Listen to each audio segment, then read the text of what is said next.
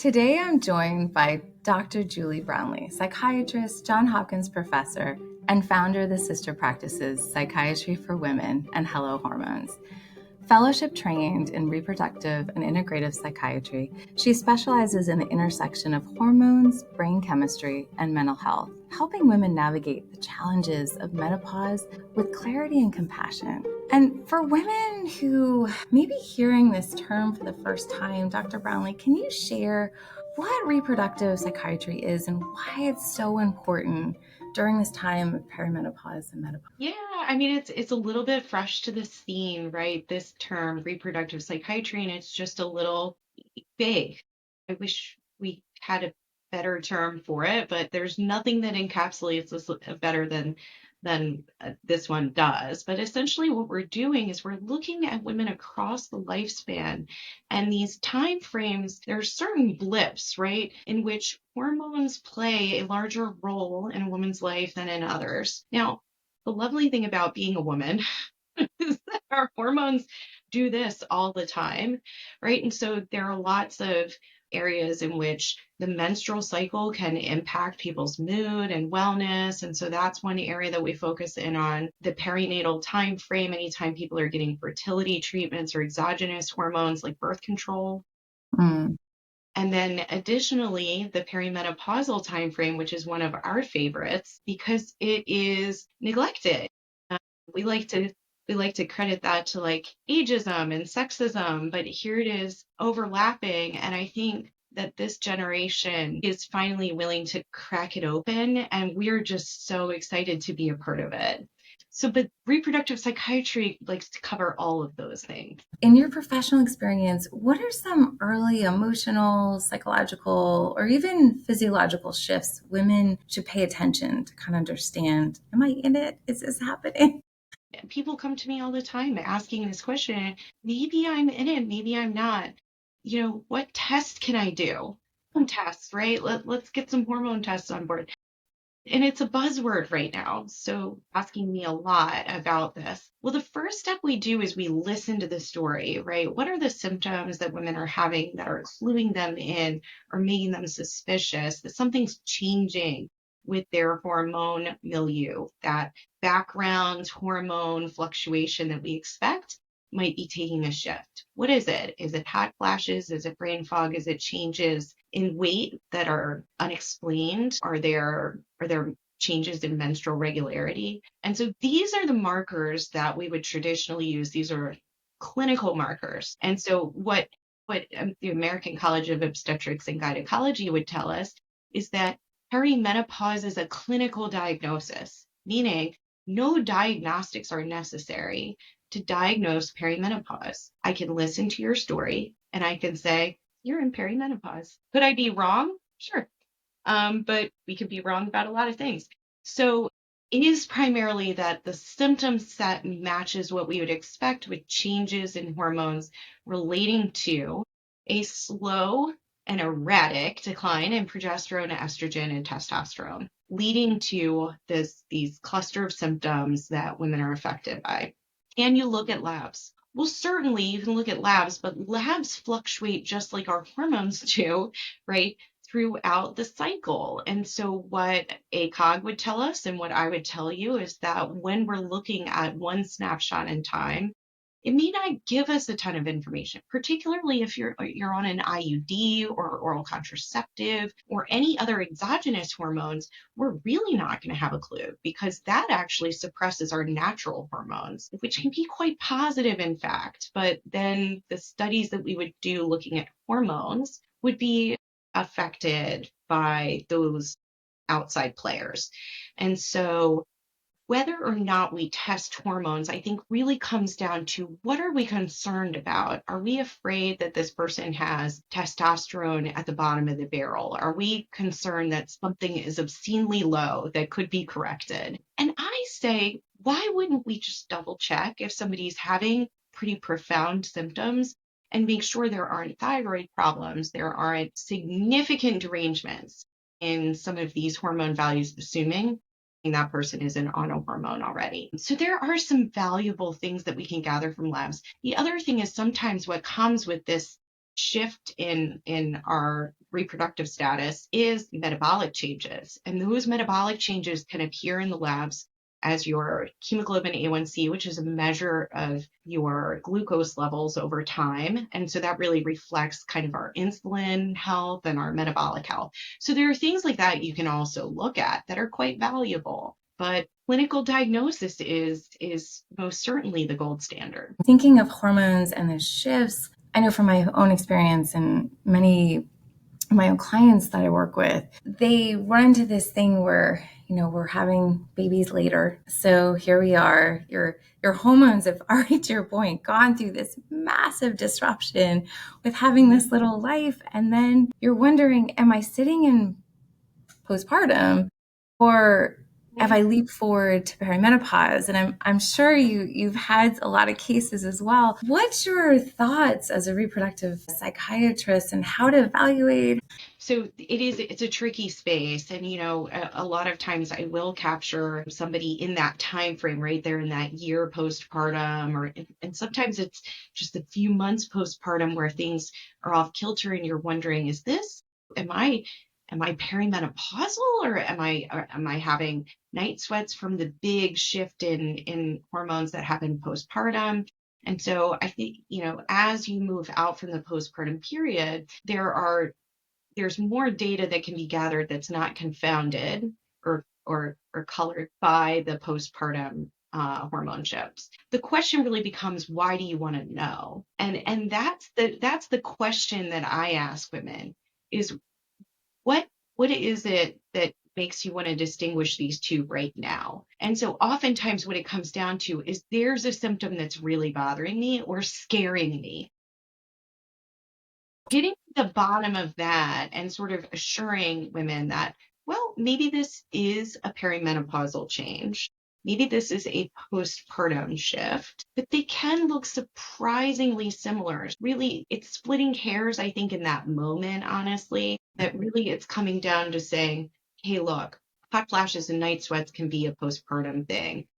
Cognitive changes, energy changes, sleep changes can be a postpartum thing.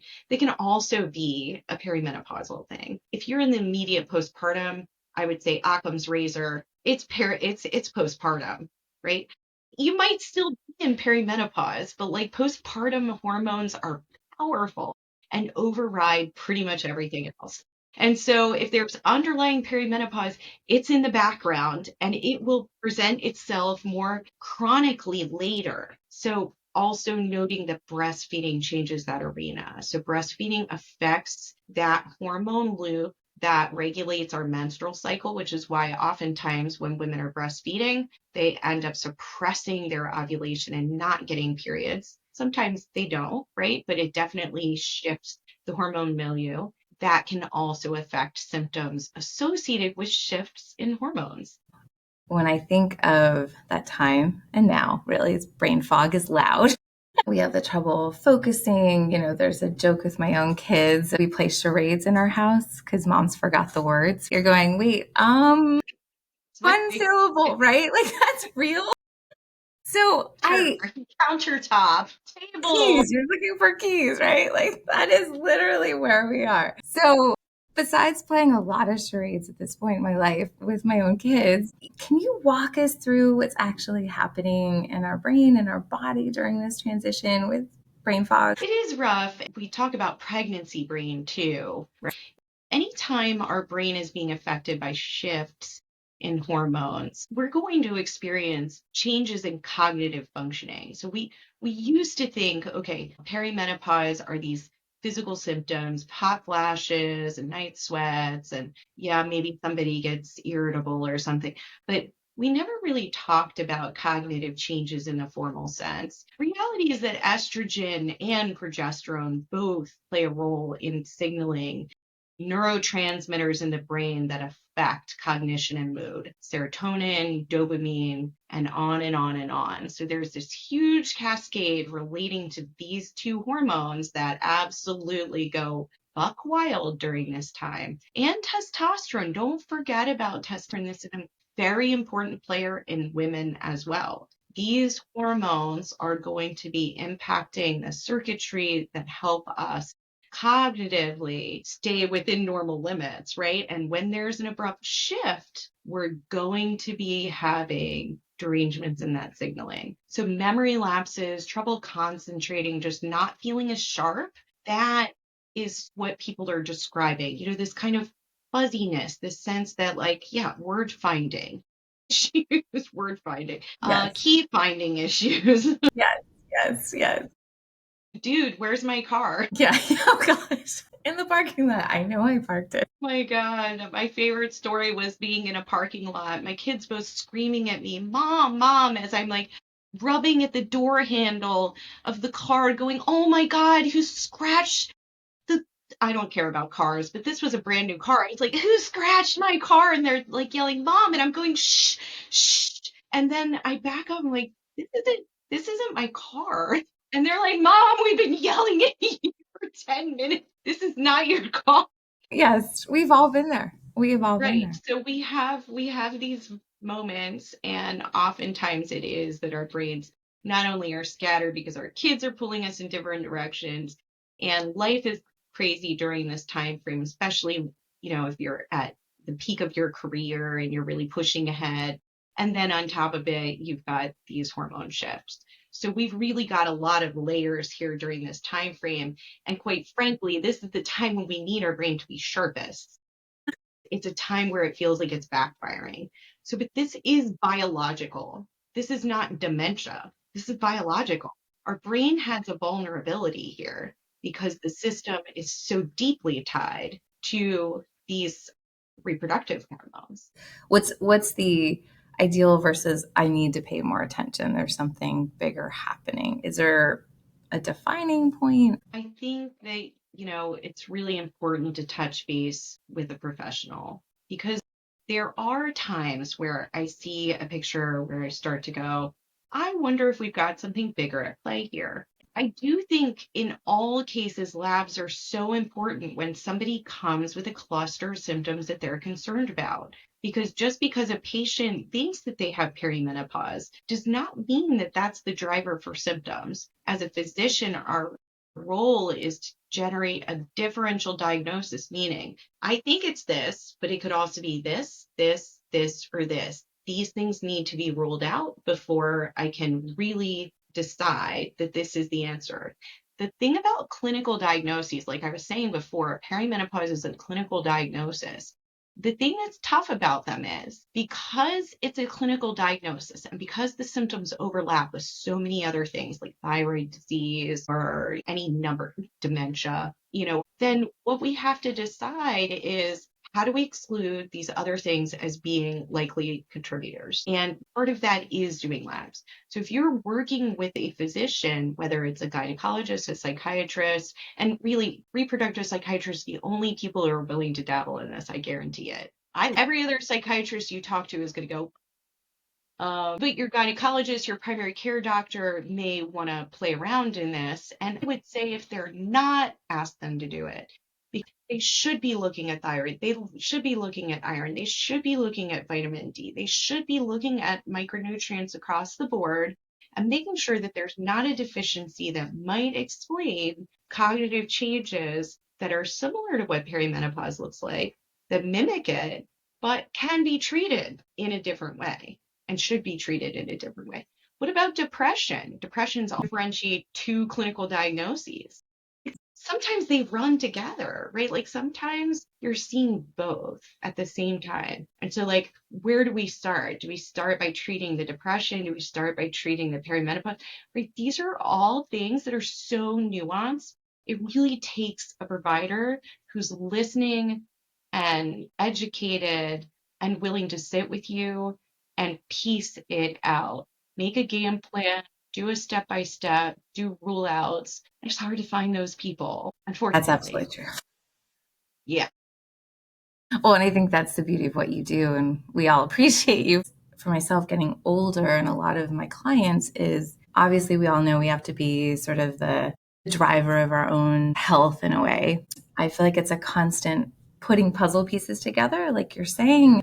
Is there a depletion, right? Do I not have enough iron? Is there a depletion in diet? Is there a depletion going on that's impacting brain fog. And to your point, do you have the right support team? I will tell you, finding the right support team is probably one of the hardest things at this point in life. For sure. No doubt. And you are an ideal person. Thank you. Well, we certainly try. And, like what is so important about what you're saying is that it is a team approach. So in practice that I'm building out that's fully focused, and it's a sister practice to psychiatry for women because very clearly this is part of what we do for in our psychiatry for women practice, but this sub practice is really dedicated to perimenopause. And what we've done is decided this is not a one player team.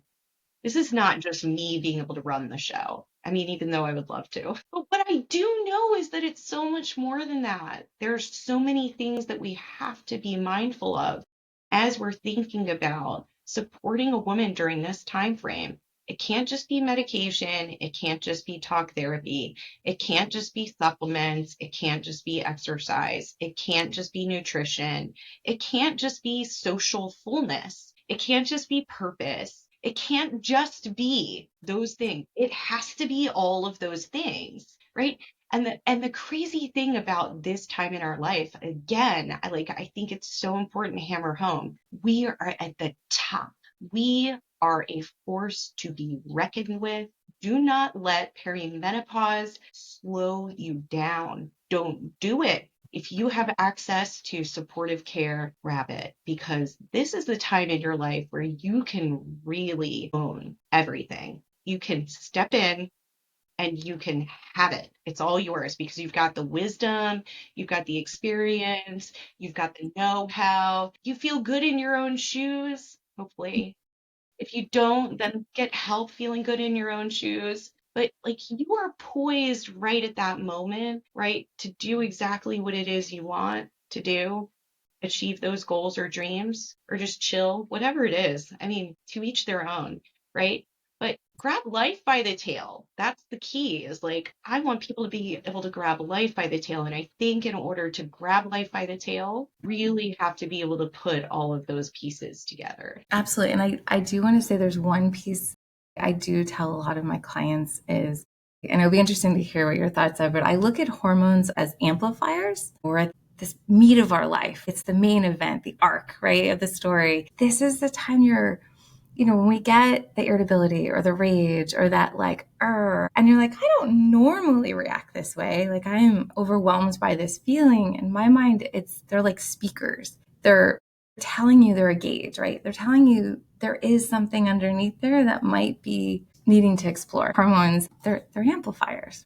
I love that analogy. And I do think that that's 100% the case. That what you're seeing is and I tell people with premenstrual symptoms who have anxiety, depression at baseline, and then they've got this big spike premenstrually. I say that, right? Those hormones magnify everything behind it, right? And so when you're thinking about premenstrual exacerbation of mood disorder, that's what you're seeing. It's the hormones doing a magnifying act on what's already there. Oh, and can I just say on the premenstrual front, okay? We don't talk about this. Premenstrual symptoms can get worse and worse and worse as we move through the perimenopausal time frame. So people regularly come to me and say, why is this going awry right now? And I say, I don't know. But it does. And it's not going to get better. And so this Right. is another space that I think we don't talk about, this big shift in premenstrual mood symptoms that a lot of women experience, where it went from PMS to PM rage, I will kill you. It is a totally different animal, and periods can become more painful, periods can become heavier and more kind of debilitating, right? And then that mood shift premenstrually really creates a time frame of the month every single freaking month, or maybe more frequent or maybe less frequent, maybe totally unpredictable, like white pants and white jeans Goodbye. Get an IUD, ladies, right? Because who wants to deal with that? But the reality is, this is a big part of the picture. This is a big part of the picture. I like to say perimenopause and entering menopause is like entering a foreign land. You have to get reoriented, and what does it encompass? Like understanding, to your point about, it's going to be harder. You're not crazy. It's just harder. And it really is harder. And I think that's where sometimes, generations before us, it was just shove it down and move forward, where Yeah. the benefit is now we can pause and really understand what is happening. What is this about?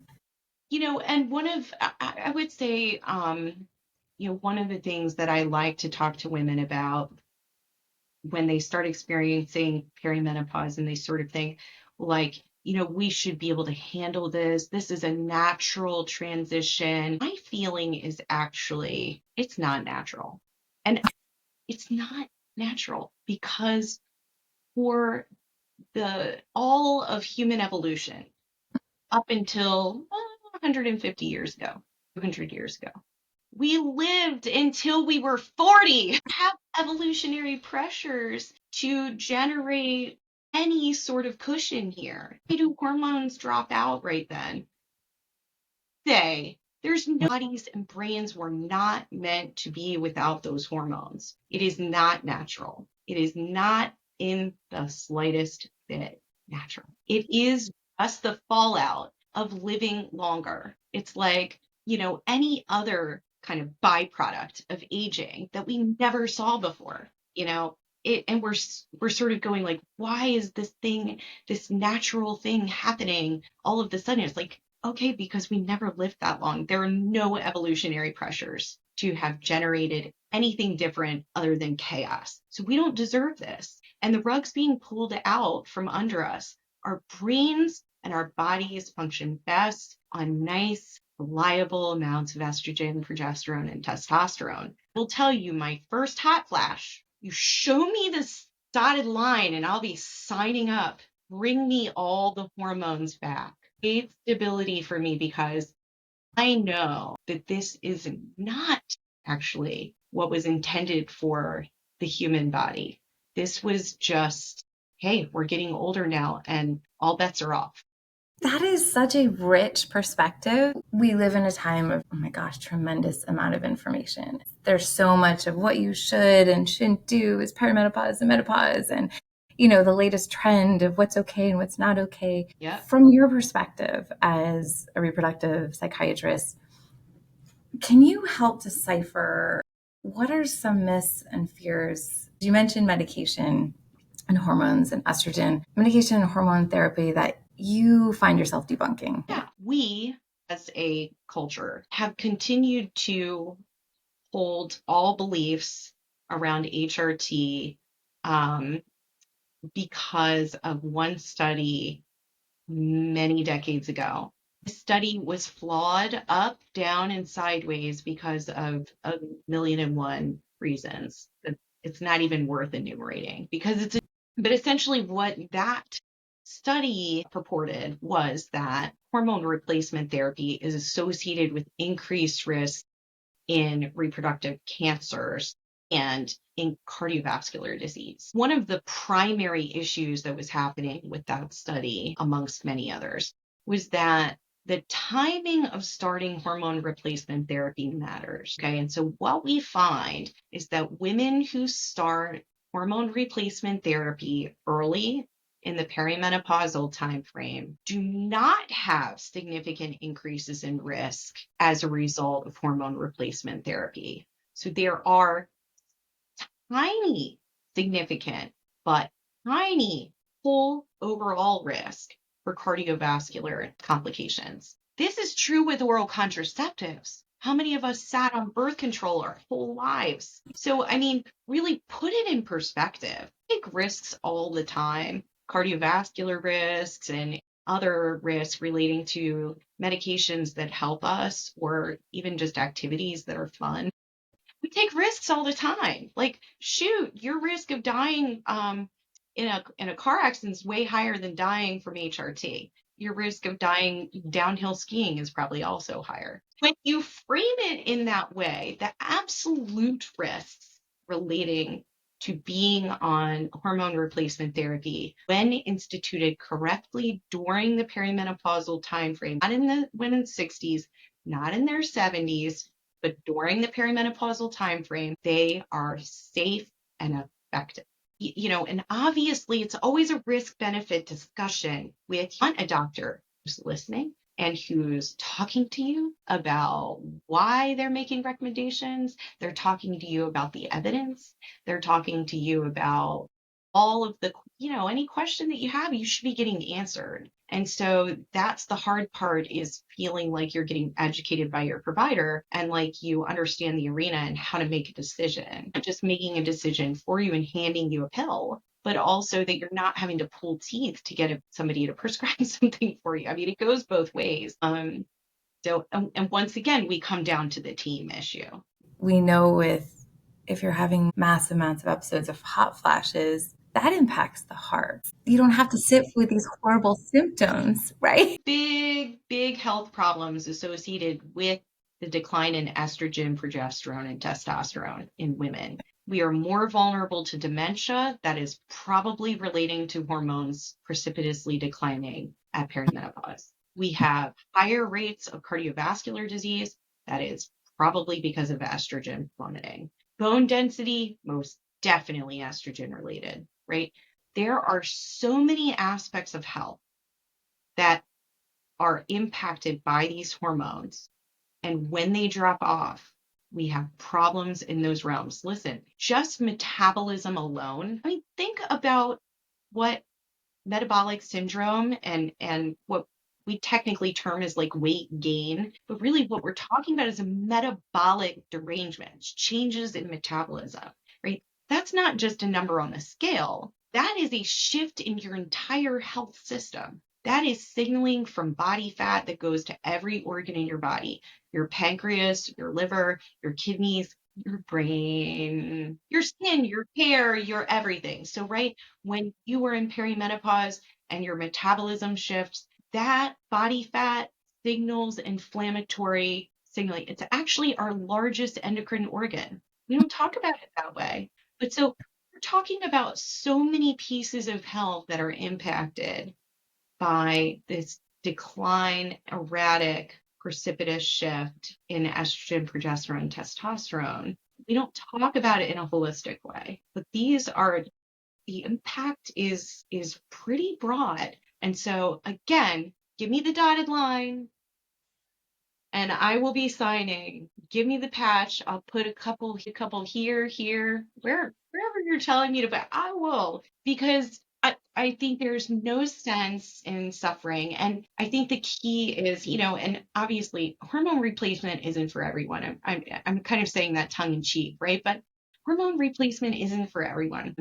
I have a fellowship in reproductive and integrative psychiatry where I trained in understanding alternative interventions for all these varying changes during the reproductive lifespan of women. And perimenopause, there are a number of ways to support a woman during this time frame that do not require hormone replacement therapy. Is hormone replacement therapy powerful?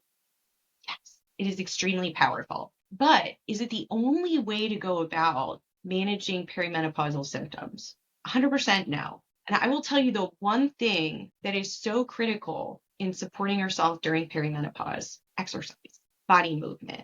I don't care what you call it, get to it and find a way to make it fun. Listen, like I said, you get this one life, have a good time. But forget like hanging on to this notion that you've got to go to the gym and do something that's boring and sucks. We'll do that. Okay. But there are two key things that you really want to try and go for. You want to try and go for strength, because bone density and muscle mass as we get older. Now, again, it's stupid for me to say, like, go do that. It's like it's so much harder than it's actually one of the hardest behavioral changes that a person can make. So my recommendation is make it fun. Go join a pickleball team. Go to your local dance hall, Uptown Ballroom. If you're in Baltimore, just come and dance. Uh, do some swing dancing and sweat all night, right? Like sweat for hours and hours and hours. It's a blast. Social things that you can combine with body movement. Get together with a bunch of people and do one of these fun HIIT classes. Go for a walk with a friend. Go for a hike with a hiking group. Grab some binoculars and go look at some birds. I don't care, right? Get a kayak. Go do something that rings your bell. Do something that sounds like fun to you. That is your gateway drug. I love That is it. your gateway drug to doing active things all the time. I will never forget when my very own psychiatrist, are we allowed to self-divulge? When my very own psychiatrist said to me, you used to be so physically active. I used to teach, spin class and body pump, and I was one of those Wow. obnoxious people. And can't you see me doing it? But I stopped after my second Yeah. kid. I really stopped. And she said to Yeah. me, listen, build one wedge in. Do something fun that you like that's body movement. Anything fun that you like. If it's a challenge, like, you'll see on Instagram, like people who are doing handstands or headstands Yes. or flexibility challenges or something. If that rings your bell, do that. If it's face yoga, I don't care. Do that. Do something that's body movement related and let that be your gateway. So what I started doing was playing tennis. At the age of 42 or something, so like, and I am obsessed. And I have friends that I made through tennis that are better friends than the friends I've kept my whole life. Don't tell them that. I love them dearly. And obviously these, but the social things that we do together build fulfillment and joy. So exercise does not have to suck, but it should, once you get through that gateway time frame, build in some muscle strength training because that really builds bone health, and carrying muscle mass is a huge predictor of long-term wellness. We have lots of studies that show us that. And then cardiovascular health. 44 year old study in Sweden. Women who had the ability to like max out cycling had 88% lower risk of dementia. It was delayed by nearly 10 years in women who developed, kid you not, if something doesn't make you want to hop on a bike or do some cardio, this is it. I mean, if I could avoid anything, it would be dementia. Please, sweet Jesus, don't let me get that. Okay. So the cardiovascular output, getting to a high level and being able to hit those higher heart rates. So you got to know, like, what is that window? Go for it. Go do that. Again, easy for me to say, take the steps, get a gateway drug, and then go for these other things that are going to protect your brain and build your wellness and help support you during this time where hormones are out of whack. This helps tremendously. You have control too, right? It's not all predetermined. We do have some control. And it's funny, my youngest, he's into climbing right now. So that's what we've been doing. He is like all about like climbing walls. So much strength that goes into holding up your entire body weight Yes. on rocks. Yes. Yeah. But to your point, it's finding that thing that doesn't feel like I'm going to the gym. It's motivating. Yeah. My patients tell me that all the time. Yeah, but it's so hard to go to the gym. Stop that. That's the kind of amazing psychiatrist you get when you come see. Stop I love it. it. I love it. Take that off your list of things to do. Let's help find you something that's fun because you live once, you sleep half of your life away. Unfortunately, we got to do that's necessary. Then we Yeah. spend all this chunk of time at work. I happen to love my job a lot, Yeah.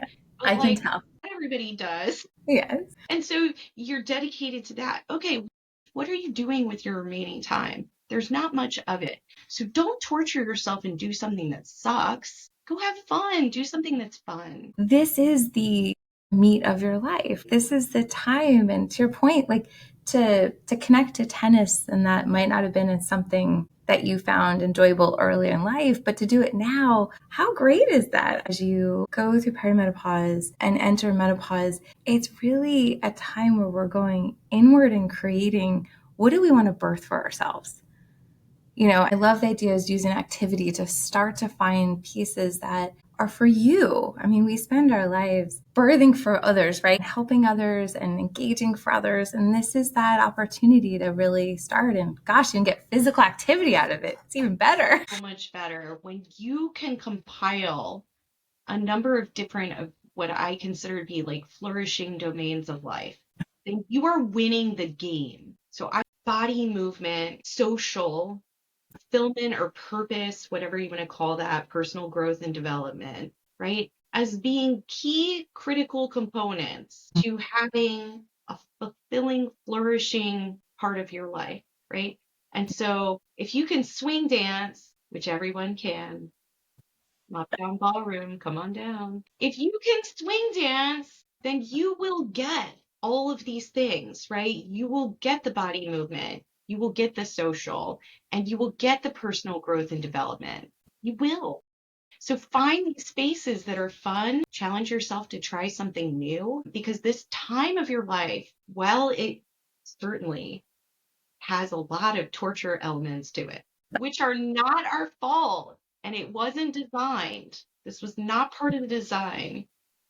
It's not our fault. It's not part of the design. While that is true, you are at the top of your game. So you've got to take these opportunities to do the things that really allow you to flourish.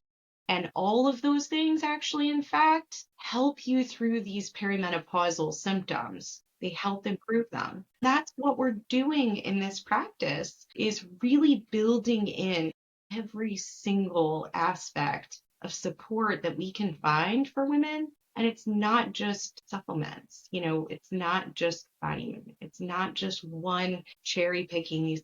It's all of it that's going to make the difference. And you don't do it all at once. Don't let it be overwhelming or your fault or some shame spiral. Oh, I couldn't get to the gym. I couldn't do this. Then you're doing too much. You're taking on too much.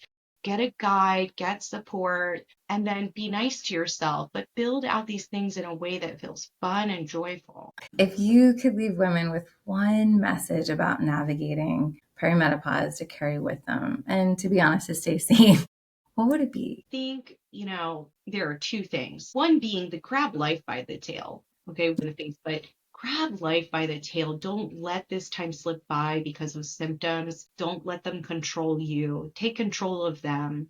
There are ways to get gain over that stuff by doing things that are healthful and fulfilling for you and getting the right team. That's number two. Don't settle for a doctor who is ignoring you. Do settle for a doctor who is not explaining things to you. Do not settle for a doctor who is shaming, guilting you, or making you feel uncomfortable. Leave them. It's only harmful to your wellness. Find someone else. Ask your friends. Ask someone, anyone. Go on Facebook. Ask the mommy group. Ask, there are groups that are just perimenopause support groups.